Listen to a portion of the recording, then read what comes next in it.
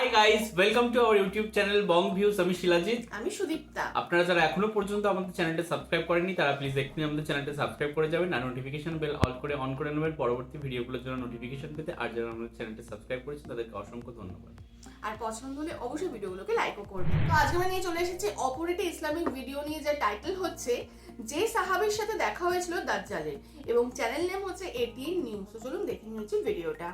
আর ভিডিওটা যদি কপিরাইট ক্লেমের জন্য ব্লক হয়ে যায় তাহলে সম্পূর্ণ ভিডিওটা আপনারা আমাদের ফেসবুক বা ইনস্টাগ্রাম পেজে পেয়ে যাবেন। আর ফেসবুক বা ইনস্টাগ্রাম পেজের লিংক আপনারা আমাদের ডেসক্রিপশন বক্সে ফার্স্ট কমেন্ট থেকে পেয়ে যাবেন। তাহলে চলুন সবাই মিলে ভিডিও দেখা শুরু করি।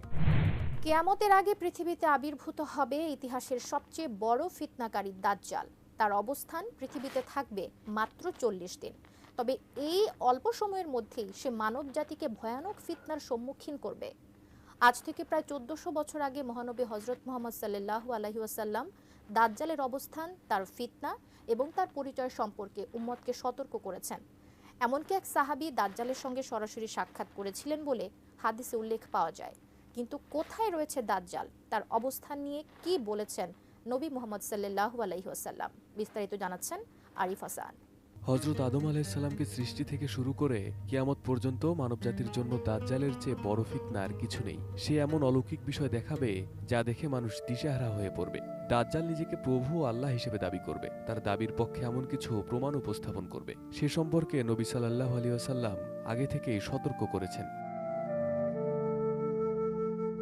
হাদিসে দাজ্জালের ফিতনার সময় যারা তার অনুসরণ করবে তাদের সম্পর্কে জানানো হয়েছে। হাদিসের বর্ণনা মতে দাজ্জালের অধিকাংশ অনুসারী হবে ইহুদি এবং মহিলা। ইস্পাহানের 70,000 ইহুদি দাজ্জালের অনুসরণ করবে। তাদের সবার পরনে থাকবে সেলাইবিহীন চাদর। হাদিসে দাজ্জালের বিভিন্ন আকৃতি বর্ণনা করা হয়েছে। মহানবী হযরত মুহাম্মদ সাল্লাল্লাহু আলাইহি ওয়াসাল্লামের কাছে এসে তামিম আদ-দারি রাদিয়াল্লাহু আনহু ইসলাম ধর্ম গ্রহণ করে দাজ্জালের বর্ণনা করেছেন। ফাতেমা বিনতে কায়স রাদিয়াল্লাহু আনহা থেকে বর্ণিত, একদিন আল্লাহর রাসূল সাল্লাল্লাহু আলাইহি ওয়াসাল্লাম ইশার নামাজ শেষে সাহাবীদের একত্রিত হতে বললেন। অতঃপর তিনি বললেন, তোমরা কি জানো আমি কেন তোমাদেরকে একত্রিত করেছি? ডিজাইন, এলিগেন্স, বিউটি, সেরা পণ্য সবার জন্য জেভিকো। তারা বললেন, আল্লাহ এবং তার রাসূলই ভালো জানেন। অতঃপর তিনি বললেন, আমি তোমাদেরকে এ সংবাদ দেওয়ার জন্য একত্রিত করেছি যে তামিম আদ-দারি ছিল একজন খ্রিস্টান। সে আমার কাছে আগমন করে ইসলাম ধর্ম গ্রহণ করেছে। অতঃপর সে মিথ্যুক দাজ্জাল সম্পর্কে এমন ঘটনা বলেছে যা আমি তোমাদের কাছে বর্ণনা করতে চাই। মহানবী সাল্লাল্লাহু আলাইহি ওয়াসাল্লাম সাহাবীদের বর্ণনা করেন, তামিম আদ-দারি একবার লাখাম ও জুজাম গোত্রের 30 জন লোকের সঙ্গে জাহাজযোগে সমুদ্র ভ্রমণে বের হয়। দীর্ঘ 1 মাস ধরে সাগরে দিগ্ভ্রান্ত অবস্থায় থাকার পর তারা একটি অচেনা দ্বীপে পৌঁছান। দ্বীপে প্রবেশ করে তারা একটি অদ্ভুত প্রাণীর সাক্ষাৎ পান। প্রাণীটি ছিল মোটা পশমে ঢাকা, এমনকি তার শরীরের সামনের এবং পেছনের দিক চেনা যাচ্ছিল না। প্রাণীটি তখন নিজেদের পরিচয় দেয় জাসসাস বা সংবাদ সংগ্রহকারী হিসেবে এবং তাদেরকে দ্বীপের গভীরে এক রহস্যময় গুহার দিকে নির্দেশ করে। তামিম আদ-দারি রাদিয়াল্লাহু আনহু ও তার সঙ্গীরা সাহস করে সেই গুহায় প্রবেশ করেন। সেখানে তারা দেখতে পান এক বিশাল আকৃতির মানুষ, যার হাত পা লোহার শিকলে বাঁধা। লোকটি তাদের বিভিন্ন বিষয়ে প্রশ্ন করল।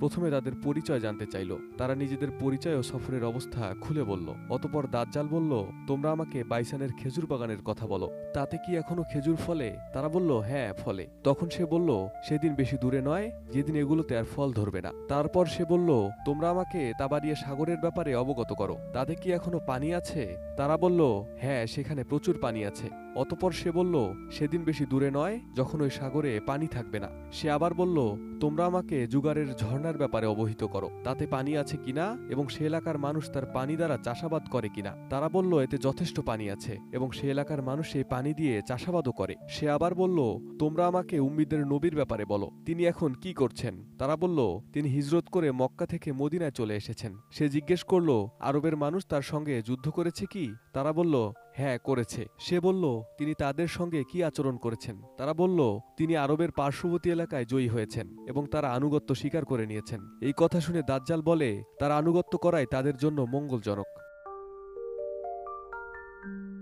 তখন অদ্ভুত সেই লোকটি নিজের ব্যাপারে বলতে শুরু করল। সে বলল, আমি মাসিহ দাজ্জাল, শিগগিরই এখান থেকে বেরিয়ে যাওয়ার অনুমতি পেয়ে যাব এবং 40 দিনে পুরো পৃথিবী ভ্রমণ করব। এমন কোনো জনপদ থাকবে না যেখানে আমি প্রবেশ না করব, তবে মক্কা ও তাইবা এই দুটি স্থানে আমার প্রবেশ নিষিদ্ধ থাকবে। দাজ্জালের বর্ণনা দেওয়ার পর রাসূল সাল্লাল্লাহু আলাইহি সাল্লাম তার লাঠি দ্বারা মিম্বরে আঘাত করে একে একে 3 বার বলেন, এই হচ্ছে তাইবা, অর্থাৎ এই তাইবা অর্থ মদিনা। রাসূল সাল্লাল্লাহু আলাইহি ওয়াসাল্লাম ইরশাদ করলেন, তামিম আদ-দারির কথাগুলো আমার বর্ণনার সঙ্গে সামঞ্জস্যপূর্ণ, যা আমি তোমাদের দাজ্জাল, মদিনা ও মক্কা সম্পর্কে এর আগে বলেছি। তখন সাহাবীরা রাসূল সাল্লাল্লাহু আলাইহি ওয়াসাল্লামকে জিজ্ঞেস করলেন, ইয়া রাসূলুল্লাহ, সেই দ্বীপটি কোথায়? এরপর রাসূলুল্লাহ সাল্লাল্লাহু আলাইহি ওয়াসাল্লাম ইরশাদ করলেন, জেনে রাখো, এই দ্বীপটি সিরিয়া সাগরে অথবা ইয়েমেন সাগরের পার্শ্বস্থ সাগরের মাঝে অবস্থিত, যা পৃথিবীর পূর্ব দিকে অবস্থিত, যা তিনি 3 বার বলেন। এ সময় তিনি নিজ হাত দ্বারা পূর্ব দিকে ইশারাও করলেন। Arif Hasan, ATN news.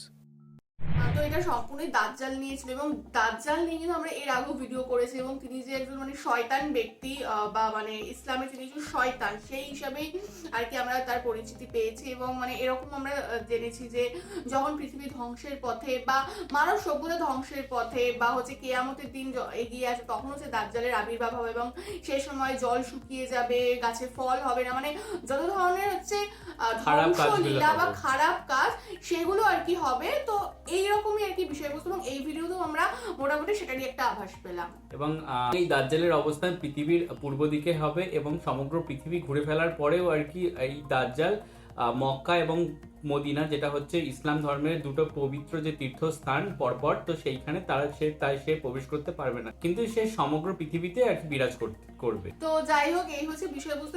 আরো ডিটেলসে ডেফিনেটলি রয়েছে, বাট এখানে যেটুকু দেখানো হলো বা সেটুকুই আমরা বুঝলাম। এই বিষয়ে যদি আপনাদের আরো জানা থাকে তাহলে আপনারা অবশ্যই কমেন্ট বক্সে আর আমাদের এই জানাতে বিষয়টা পারেন। আমাদের আরো আর কি এটা এমন একটা ভাস্ট চ্যাপ্টার এবং সেখানে দাঁড়িয়ে হচ্ছে আমাদেরও আর কি এই বিষয় নিয়ে জানাটা দরকার।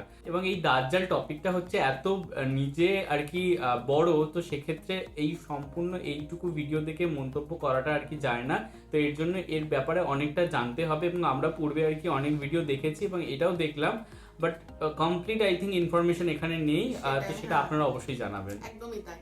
এবং আমাদের ভিডিও যদি ভালো লেগে থাকে অবশ্যই লাইক করবেন, কমেন্ট করবেন, আমাদের চ্যানেলকে সাবস্ক্রাইব করে যাবেন। আর সাবস্ক্রাইব বাটনের পাশে জয়েন বাটন পেয়ে যাবেন, সেখানে কিছু ফেসিলিটিস দেওয়া থাকে, চাইলে আপনারা চেক করতে পারেন। আর আমাদের যে ফেসবুক আর ইনস্টাগ্রাম পেজ রয়েছে সেখানে আপনারা ফলো করতে ভুলবেন না, লিঙ্ক ডেসক্রিপশন বক্সে পেয়ে যাবেন। আর আমাদের সাথে কানেক্টেড থাকার জন্য আমাদের যে ফেসবুক গ্রুপটা রয়েছে আপনারা সেখানে জয়েন করে আপনারা আপনাদের মনের মতো সমস্ত কিছু পোস্ট করতে পারেন, তার লিঙ্কও ডেসক্রিপশন বক্স চেক করলে পেয়ে যাবেন। আর আমাদের যদি আপনারা পার্সোনালি পছন্দ করে থাকেন আমাকে শিলাজিৎ ওকে সুদীপ্তা হিসাবে আমাদের পার্সোনাল ফেসবুক আর ইনস্টাগ্রামেও আপনারা ফলো করতে পারেন, লিঙ্ক ডেসক্রিপশন বক্সে পেয়ে যাবেন। দেখা হচ্ছে পরবর্তী ভিডিওতে। আজ এই পর্যন্তই, টাটা, নমস্কার।